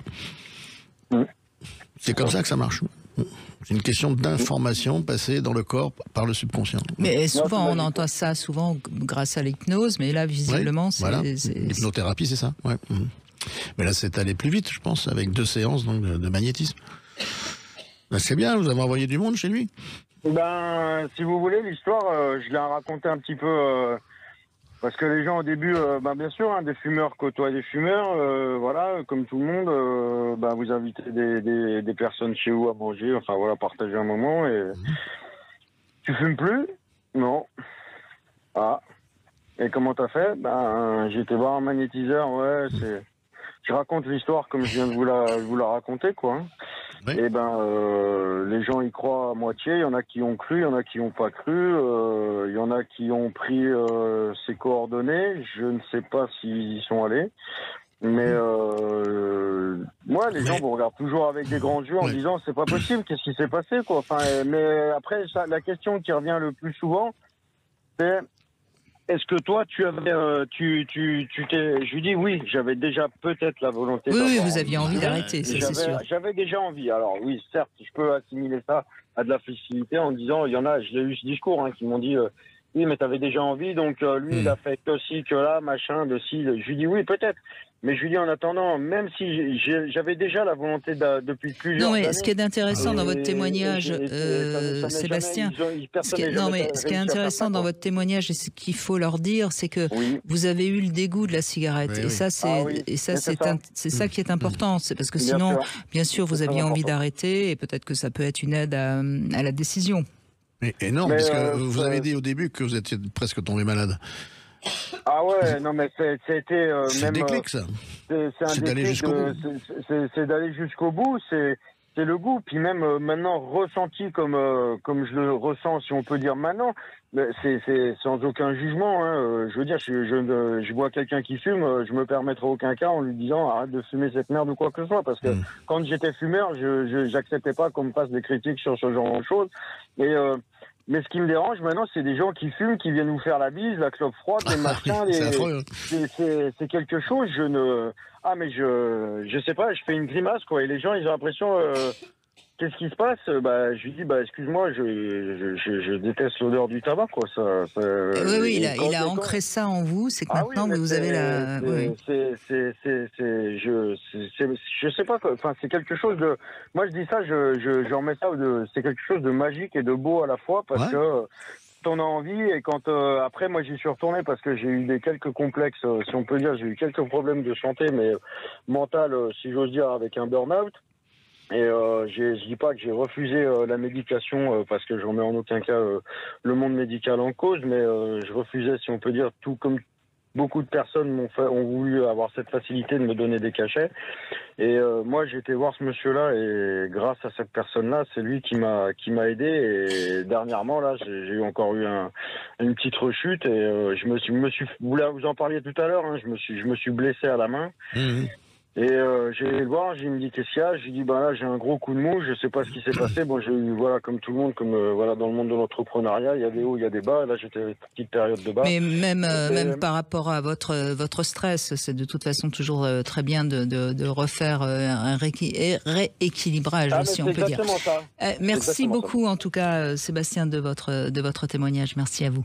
On va faire une petite pause, c'est mon Bruxelles, et on va recevoir d'ailleurs Robert Martin, qui est à la fois flic guérisseur, enfin c'est en tout cas le titre, c'est ce qu'il dit en tout cas. Et puis on va avoir le Love Conseil, développer votre intuition. C'est un Love Conseil qui peut-être va vous intéresser. À tout de suite. Brigitte Lahaie, Sud Radio, le Love Conseil. Alors, on a beaucoup parlé de ce que notre corps ressentait, du message de notre corps messager, c'est mon Bruxelles. Et je propose ce Love Conseil de développer son intuition quand on rencontre quelqu'un. Alors, il y a des personnes qui se sentent bien à qui elles ont affaire, tandis que d'autres se trompent allègrement. C'est valable dans le domaine professionnel, mais également évidemment dans la vie affective. C'est pour ça que je propose ce Love Conseil, comment développer son intuition. Alors, en fait, quand vous êtes face à quelqu'un que vous aimez bien, vous observez vos sensations, ce qui se passe dans votre corps, et non pas ce qui se passe dans votre tête. De même, quand vous êtes face à quelqu'un que vous n'appréciez pas du tout, observez ce qui se passe en vous, et vous remarquerez que vous avez des sensations différentes. Et à force de s'observer, on va développer ce qu'on appelle souvent le sixième sens. Et une fois que ce sixième sens est développé, vous aurez développé votre intuition. Alors attention, il faut du temps, il faut des semaines pour que tout ça fasse son chemin et pour aiguiser nos capacités de perception. En fait, ce qu'il faut quand même savoir, c'est qu'on a 3 façons d'appréhender le monde. Je ne sais pas si vous êtes d'accord avec ça. Alors visuellement, bien sûr. Je disais 80%. Moi, j'ai 65% comme chiffre. Visuellement, 65%. Bon, 30% de manière auditive. Et 5% de manière kinesthésique, c'est-à-dire par le toucher. Oui. Mais on peut développer l'une ou l'autre de ces manières. On peut même être 100% sur les 3. Enfin, je sais pas, peut-être. Oui, ça doit être possible. Ouais. Donc, mais c'est du travail, c'est long pour que le cerveau justement enregistre et commence à se transformer, la plasticité du cerveau de s'installer. Ça prend des années. Mais vous êtes d'accord avec ça? Il faut déjà apprendre à ressentir et à découvrir ce qu'on ressent. Tout à fait. Pour être plus à même de capter ces tout à fait, et s'exercer au quotidien. C'est un travail comme un musicien. Moi, je compare toujours ça à la musique. Un musicien, son instrument, s'il l'utilise pas tous les jours, il évolue pas, il avance pas. C'est un long travail. Mais qui apporte ses fruits, c'est très important. On pourrait dire qu'on a le talent, c'est-à-dire qu'on a plus ou moins d'intuition, puis après il y a le travail. Si on a du talent et du travail, alors là on est extraordinaire. On peut tous jouer du piano. Mais il y en a qui ont plus de talent que d'autres, mais il y a du travail. Il faut travailler et intégrer dans le corps. C'est toujours encore une histoire de corps. Intégrer l'information dans le corps. Elle ne part plus. Alors, vous avez reçu le livre, c'est mon Bruxelles, vous l'avez lu. Robert Martin est avec nous. Bonjour. Bonjour. Vous êtes, alors le titre c'est Flic guérisseur. Tout ce qui est écrit dans ce livre est vrai, ça c'est le sous-titre. Et donc vous avez été flic, et par des circonstances tout à fait inattendues, si je puis dire, vous avez découvert votre don de magnétisme. Et vous racontez dans ce livre un petit peu votre expérience de vie, tout simplement. Alors je voulais commencer par une phrase que vous dites dans ce livre et que je trouve intéressante parce que ça montre bien l'humilité qu'il faut avoir dans ces domaines-là. L'humilité est importante. Je n'ai aucun doute sur ce que je fais, je n'ai aucune certitude. Je n'ai que des incertitudes, quant au résultat. C'est-à-dire qu'on ne peut pas magnétiser tout le monde. On peut magnétiser tout le monde, mais le résultat ne sera pas forcément au rendez-vous. Il faut en être conscient. Dire qu'on peut tout soigner, peut-être qu'on peut tout soigner, mais il y a des personnes qui n'auront pas accès à la guérison ou à un soulagement ou à quelque chose comme ça. De quel fait, je ne le connais pas. Je magnétise tout le monde de la même façon, toutes les personnes qui se présentent, humblement, et avec les moyens qui sont les miens, et je laisse faire. Et il y a des personnes pour qui ça marche et d'autres pour qui ça ne marche pas. Et ça marche mieux sur des personnes qui sont réceptives ou pas forcément? Pas du tout. Pas forcément. Pas forcément. J'ai tout un tas d'exemples de personnes qui viennent me voir en disant D'ailleurs, c'est étonnant, ils rentrent dans le cabinet, ils me disent je vous préviens, je n'y crois pas, mais le fait qu'ils y soient déjà, c'est qu'ils ont quand même un doute dans leur certitude de ne pas y croire. Donc, ils s'installent. On se ment tellement à soi-même, de toute façon. Hein. Oui, peut-être. Et ils s'installent et il se passe des choses. Donc voilà, et il se passe ce qui doit se passer sans aucune. Je ne peux pas prédire ce qui va se passer. À chaque fois, chaque personne qui arrive, c'est un cas différent. On peut pas comparer, on peut pas faire de comparaison. Il n'y a pas deux êtres qui se ressemblent, c'est impossible. Et ça, c'est peut-être la première chose que j'ai envie de dire à ceux qui nous écoutent quand vous allez voir des personnes qui sont dans des médecines parallèles, hein, pour utiliser un mot général. D'abord, vous vérifiez que vous êtes face à quelqu'un qui a cette humilité-là, parce que c'est pareil, vous, c'est mon Bruxelles, vous prétendez pas soigner tout le monde. Je suis humide. Je suis très humide. Non, mais c'est vrai, si vous rencontrez quelqu'un qui vous dit je vais guérir. Je dis à mes patients, c'est pas moi. De toute façon, c'est pas moi. C'est l'énergie qui circule à travers moi. Nous sommes tous des antennes, récepteurs, émetteurs. Et après, est-ce qu'il la capte lui? Est-ce qu'il l'accepte? Est-ce qu'il est prêt à guérir? Non, mais on a quand même, et ces gens-là vous font forcément beaucoup de tort. On a quand même des gens qui sont dans ces médecines parallèles et qui sont persuadés qu'ils ont la toute-puissance de tout guérir. Ça, il y en a beaucoup. J'essaye de mettre en garde, et c'est moi, je pense qu'il est d'accord avec moi, je mets en garde contre toutes les formes de formation à des prix exorbitants, tous ces gourous, gourous qui font appel à tout un tas de choses, alors que ce que vient de dire Seymour, j'adhère complètement, à savoir, nous ne sommes rien. Moi, je ne suis rien. Je ne suis que l'intermédiaire passeur. Je suis le passeur, oui, mais le passeur est trop réducteur. Je dirais que on est une forme de canal. On canalise une énergie globale vers quelqu'un. Est-ce que cette énergie globale qui est autour de nous, que maintenant la science prouve de toute façon, est-ce que ça nous permet d'atteindre l'énergie manquante de la personne qui est devant nous? Oui. Dans votre livre, Robert Martin, aux éditions Mama Édition, donc flic guérisseur, vous racontez un peu votre parcours de vie. Vous racontez aussi votre enfance. Hein, vous êtes né de père inconnu. Vous avez eu un beau-père agresseur, abuseur. Et je voulais revenir aussi là-dessus parce que j'en parlais avec Bruno Clavier, parce qu'on a fait une émission sur les abus sexuels durant l'enfance lundi. Et avec Bruno, on avait échangé un jour et on s'est rendu compte que beaucoup d'enfants qui ont été maltraités, que ce soit sexuellement ou violemment ou qu'importe, développent des dons.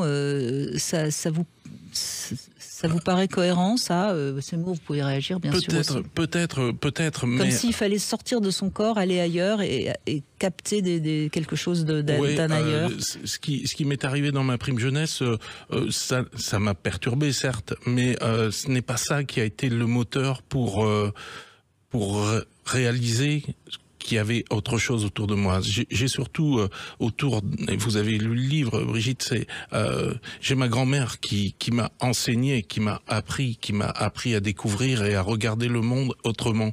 Et certes, la violence qui était autour de moi dans ma prime jeunesse, je m'appliquais à ne pas recevoir cette violence et de se dire derrière il y a du bien. Oui, donc peut-être ça rejoint votre...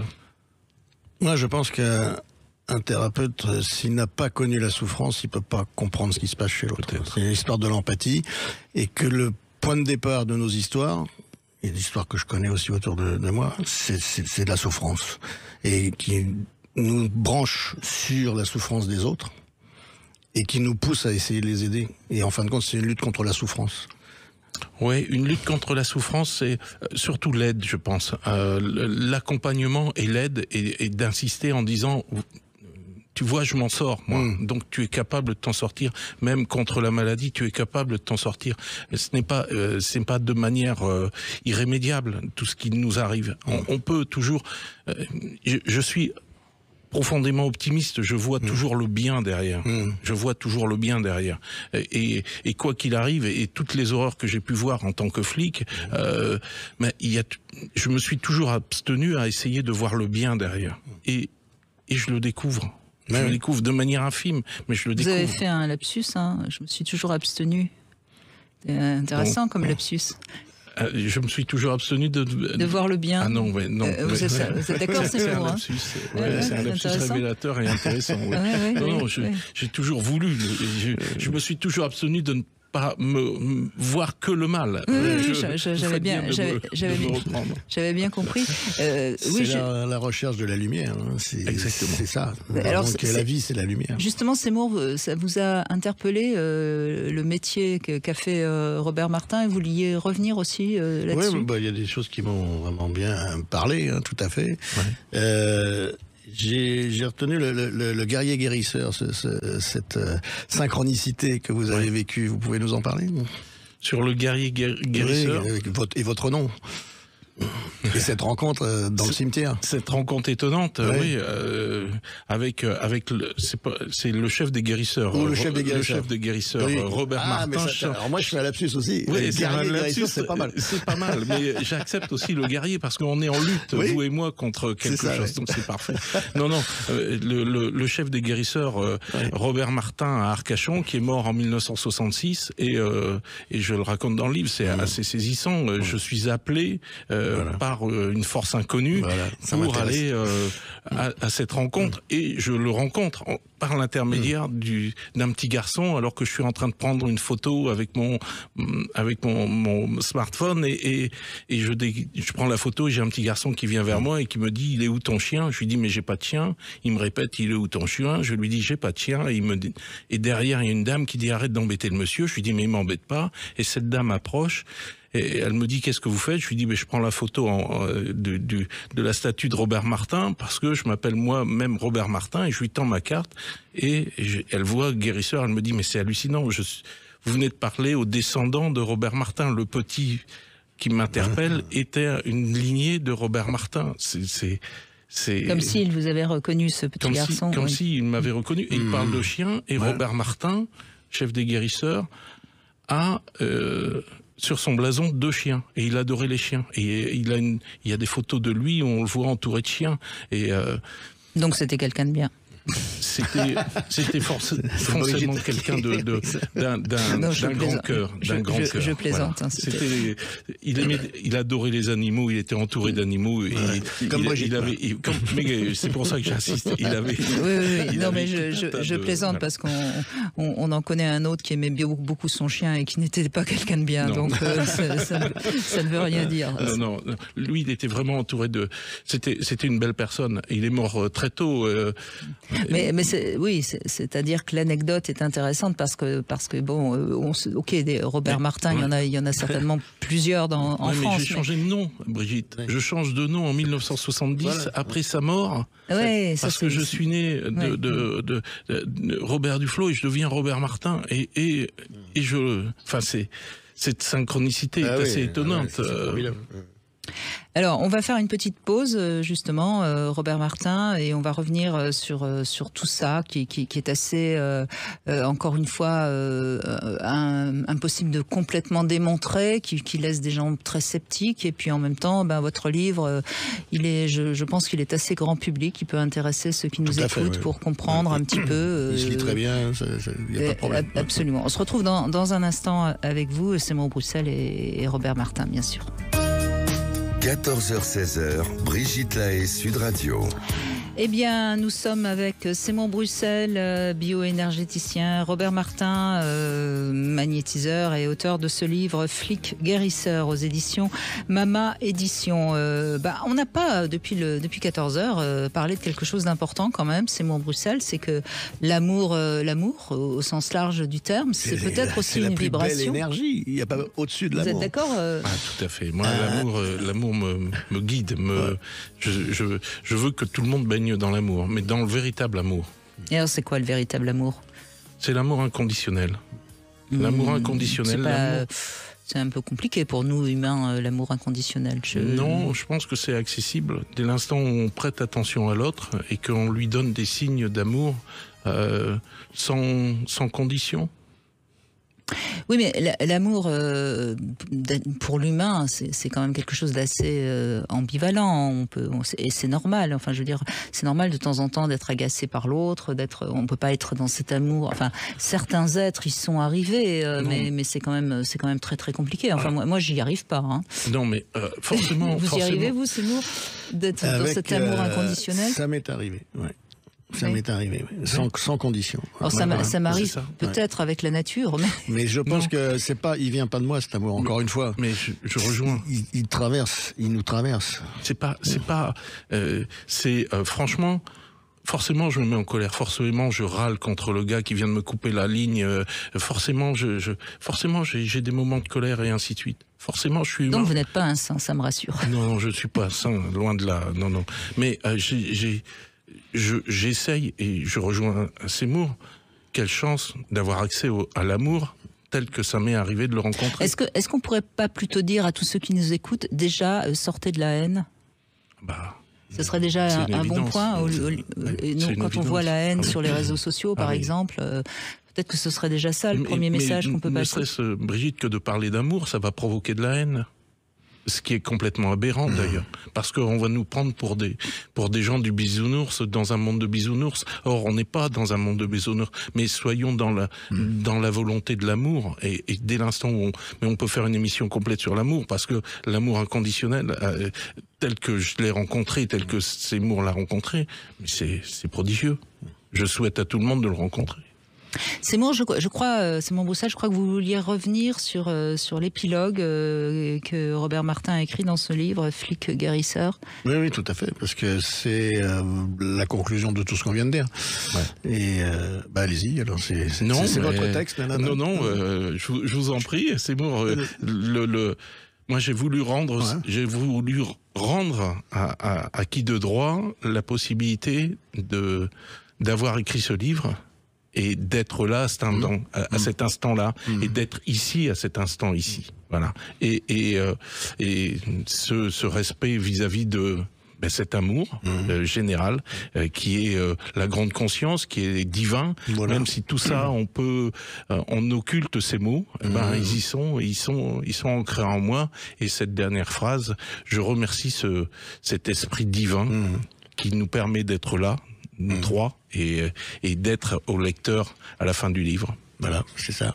Alors, Robert Martin, vous parlez évidemment de votre métier de flic. Je sais qu'il y a beaucoup de gendarmes, de policiers qui nous écoutent, qui parfois réagissent aussi à l'antenne. C'est des métiers où on est confronté sans arrêt au côté négatif de la société. Qu'est-ce que vous avez envie de dire justement par rapport à tout ça? C'est un métier difficile, peut-être de plus en plus difficile, non? C'est un métier qui est horriblement difficile et de plus en plus difficile. On sait qu'il y a beaucoup de suicides, on sait qu'il y a des risques. Au-delà du suicide, vous savez, je suis rentré dans la police avec une phrase que m'avait dit mon premier inspecteur divisionnaire, et qui m'avait dit: petit, n'oublie jamais cette phrase.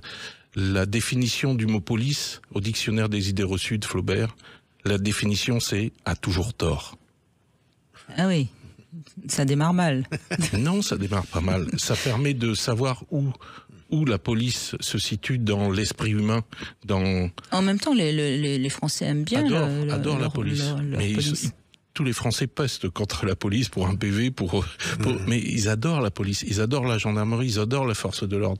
Il n'y a que quelques uluberlus qui ont la haine. La haine, oui, tout simplement. Et quand j'entends certains politiques que je ne nommerai pas, c'est épouvantable. Voilà. La police est faite de gardiens de la paix. Ça veut bien dire ce que ça veut dire. Quand on voit ce qui se passe à l'heure actuelle en Nouvelle-Calédonie, quand on voit ce qui s'est passé... il y a 2 jours, oui. Il y a quelques jours sur le fourgon cellulaire, mais voilà. Mais il faut savoir qu'on est confronté à ça. Après, on va reprocher à quelques policiers humains des vilains gestes. Oui, ils auraient pas dû le faire, mais il faut comprendre le gars dans une manifestation qui se fait insulter, injurier, cracher dessus pendant des jours, pendant des heures, et puis forcément à un moment donné quand on dit charger, il charge. Voilà, il charge, et peut-être qu'il retient moins bien son coup, mais il faut pas lui en vouloir. Il est humain avant tout. Et la police, c'est compliqué. Et c'est facile de juger la police sur une image qu'on sort de son contexte. On ne sait pas tout ce qui s'est passé avant.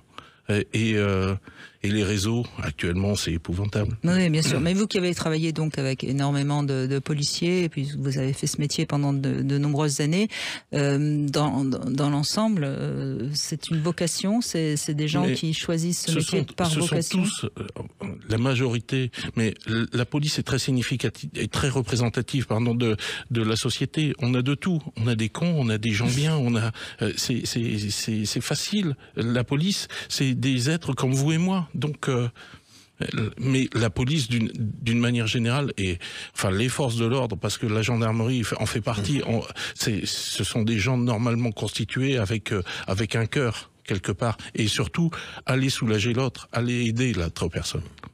Aide. Oui, moi, ce qui m'écoeure dans tout ce système, c'est ce qu'il y a au-dessus. Parce que qu'est-ce qu'on fait? On envoie des hommes connaissent pas d'autres hommes qui sont de la même catégorie sociale, qui peut-être sont voisins, ils sont frères, et on les envoie les uns contre les autres comme à la guerre. C'est pareil, quoi. Qu'est-ce qui se passe en ce moment? Pour les intérêts d'une poignée d'hypocrites, de voleurs, de menteurs, et qui dirigent tout ça, et qu'on les clés, qu'on les ficelle. Et c'est à la base que la souffrance se manifeste. Et c'est ça qui m'écoeure le plus. Bon, Robert Martin, pour revenir justement sur ce métier de magnétiseur, enfin de ce métier que vous l'avez exercé de manière parallèle, si je puis dire. Seymour tout à l'heure nous parlait de vibration. Vous êtes d'accord avec ça? C'est une sorte de vibration qui passe entre vous et votre patient? Moi, je dirais plus une forme ondulatoire. C'est ce que je disais aussi. Ce sont des ondes, voilà, ce sont des ondes, des fréquences. Voilà. Il y a une énergie qui se déplace. Je posais la question à un de mes physiciens qui est décédé récemment, et je lui disais, qu'est-ce que c'est? Est-ce que c'est une énergie? Est-ce que c'est une information? Et il me dit, ça, le jour où on le saura. Oui, mais Laszlo, vous connaissez Erwin Laszlo, qui affirme depuis des années que tout est information. Oui. Et l'énergie, elle est porteuse d'informations. Oui. Tout est information dans l'univers, en permanence. Et est-ce qu'on a tous une capacité à être un peu magnétiseur? Vous racontez l'expérience de l'orange. Hein, oui, c'est ça qu'il faut faire, prendre 2 oranges, en magnétiser une et pas l'autre, pour savoir si on est magnétiseur? Pourquoi pas, mais je pense qu'on est tous, tout à l'heure, ces mots parlaient on est tous pianistes. J'ai écrit dans le livre, on est tous pianistes, on est tous peintres, parce qu'il suffit de prendre un pinceau, mais il y a très peu de Rembrandt et il y a très peu de Mozart. Maintenant, je me considère pas comme un virtuose, mais on a tous la capacité de pouvoir soigner quelqu'un à un moment donné. Et si on ressent cette envie-là, si on ressent l'envie de mettre la main pour arrêter le sang et que le sang s'arrête, mais c'est prodigieux. Mais j'irais jusqu'à dire, et je crois que cette expérience, on l'a tous faite, si un enfant s'est fait mal, rien que le fait de toucher l'endroit où il a eu mal, c'est ce que je viens de vous décrire. Il se passe déjà quelque chose. Il se passe déjà quelque chose avec la volonté de retirer. Avoir la volonté d'interagir sur le mal, si on ressent le mal et la volonté d'interagir dessus, c'est gagné. Donc on est tous capables de le faire. Les bouddhistes disent l'attention guérit. Le fait de porter attention à une partie du corps de l'autre, soi-même, on peut développe de l'énergie. C'est déjà dynamiser des phénomènes naturels d'auto-guérison qui sont présents, mais qui sont hélas bloqués à un moment donné. Ouais. Soi-même, on peut déjà poser sa main sur l'endroit où on a mal, et rien que ça va. On le fait instinctivement, souvent. Souvent on le fait. Et l'intention, je voudrais donner cet exemple-là, si vous le permettez, le barreur de feu. Le barreur de feu ici en Occident implore soit une religion quelle qu'elle soit, mais on a des barreurs de feu sous toutes les latitudes. On en a en Inde, on en a en Afrique noire, on en a au Maghreb, et ils n'emploient pas les mêmes mots, ils n'ont que la même intention. Merci en tout cas Robert Martin, ça s'appelle Flic Guérisseur, c'est aux éditions Mama Édition, si vous avez envie d'en savoir plus. Merci beaucoup Seymour Bruxelles, merci à vous. M'accueillir. Eh bien on vous souhaite à tous un excellent week-end et on laisse la place à Alexandre Delevanne.